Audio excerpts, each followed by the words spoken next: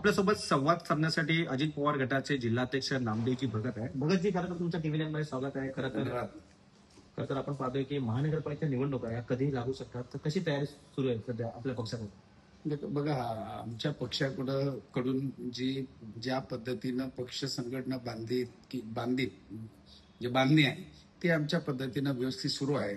आता त्याचे रिझल्ट यायला लागलेले, जवळपास 10-12 लोकांनी आमच्याकडे प्रवेश घेतलेला आहे.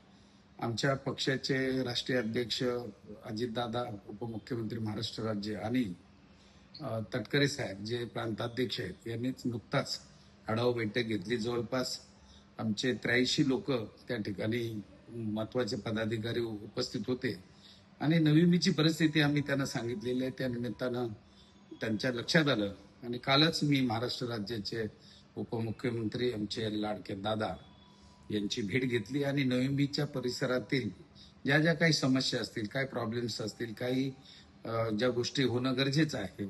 आता ही नवी महानगरपालिका जरी असली तरी सिडको, महापालिका, MIDC, MSCB असे पोलीस यंत्रणा, अशा 5 यंत्रणा या ठिकाणी काम करतायत.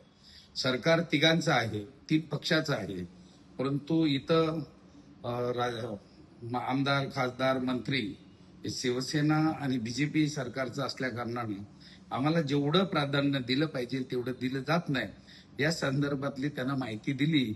त्या अनुषंगानं अजितदादा महाराष्ट्र राज्याचे उपमुख्यमंत्री आहेत, आमच्या पक्षाचे राष्ट्राध्यक्ष आहेत.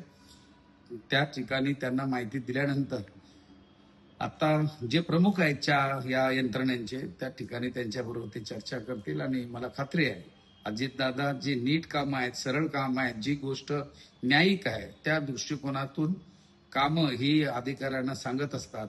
आणि मी स्वतःही 40 वर्ष काम करतो. सामाजिक असेल, राजकीय असेल, शैक्षणिक असेल, युनियन क्षेत्र असेल किंवा आमच्या समाजाचं असेल. नामदेवजी, खरं तुम्ही आहात, तुमचं काम तर आम्ही पाहिलेलंच आहे. तुम्ही सिडको चेअरमॅन देखील राहिलेला आहात. मात्र सध्या आपण पालिका निवडणुका ज्या लागतील तेव्हा कसं लढणार?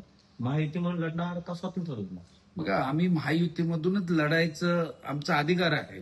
कारण आमदारकी, खासदारकी जेव्हा आली त्यावेळेला महायुतीतून आमदार, खासदार निवडून पक्षाने, कार्यकर्त्यांनी, आमच्यासारख्या जिल्हाध्यक्ष किंवा काही पदाधिकारी असतील त्यांनी ही निवडणूक त्यांना जिंकून दिली. मात्र आता जी नगरपालिकेची निवडणूक म्हणजेच कार्यकर्त्यांची परीक्षा.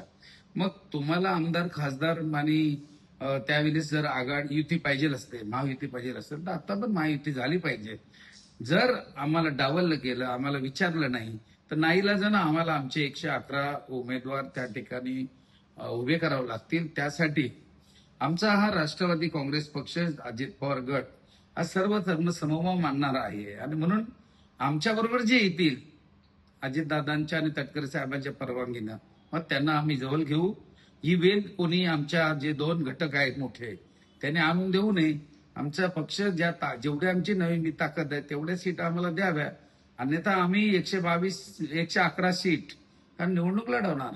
रामदेवजी, आम्ही असं देखील ऐकलंय की भाजपमधील काही मोठे नगरसेवक आहेत ते देखील अजित पवार गटाच्या वाटेवरती नवीन आहेत. ही खरी गोष्ट आहे?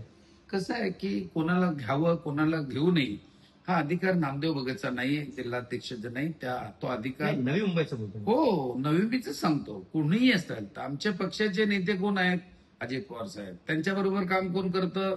मग पटेल साहेब करतात, त्याच्यानंतर छगन भुजबळ साहेब करतात, तटकरे साहेब आमचे प्रांताध्यक्ष आहेत, आमचे परांजपे साहेब, यांच्याकडे ते अप्रोच होतील. मला विचारणा केली तर जे लोक चांगले आहेत, जे लोक काम करतात, सामाजिक बांधिलकी नाही, ज्यांना कोणाला अडचण असेल, ज्यांना जे लफडेखोर असतील, अशा लोकांनी जर यायचं ठरवलं तर निश्चितपणे तसं होणार नाही. परंतु चांगली जी लोक आहेत, आमचं तर दरवाजा खुला आहे, कोणी यावं. मी तर म्हणेन आपल्या चॅनलच्या माध्यमातून डॉक्टर, इंजिनियर, वकील, आर्किटेक्ट, जेवढे शिकलेले सवरलेले लोक गरज असते त्या लोकांना या ठिकाणी आम्ही तर आवाहन करतो की जे शिकलेले सवरले प्रत्येक क्षेत्रामध्ये जे लोक आहेत त्यांनी आमच्या पक्षात यावं, आम्ही त्याला तिकीट देऊ. त्याचबरोबर जे कमी शिकलेले आहेत, काही लोक म्हणतात का हा मी फार शिकलेला आहे, त्याचं नक्कीच स्वागत आहे. परंतु जे कमी शिकलेले आहेत पण अनुभवी आहे, आता माझ्यासारखा माणूस मी 10वी पर्यंत शिकलोय, शाळा, कॉलेज, डिग्री कॉलेज, आग्रिकोली भवन, भूमिपुत्र भवन, पतपेढी, व्यायामशाला 3, आता नवीन मंदिर बनवतो आपण, मला बेस्ट कार्पोरेट अवॉर्ड मिळाला, बेस्ट स्पीकर अवॉर्ड मिळाला. मग असे जर काही घटक असतील कमी शिकलेले, त्यांचं आम्ही नक्कीच स्वागत करू.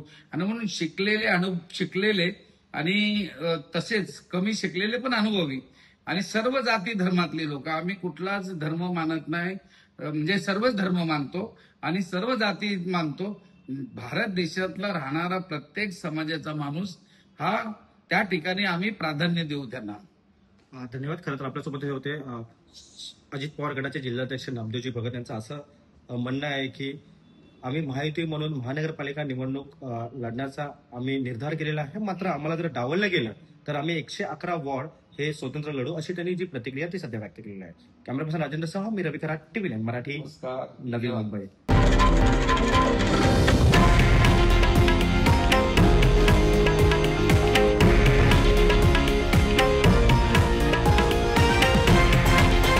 हे आहे देशातील नंबर 1 न्यूज नेटवर्क आणि आपण पाहत आहात TV9 मराठी, एकमेव.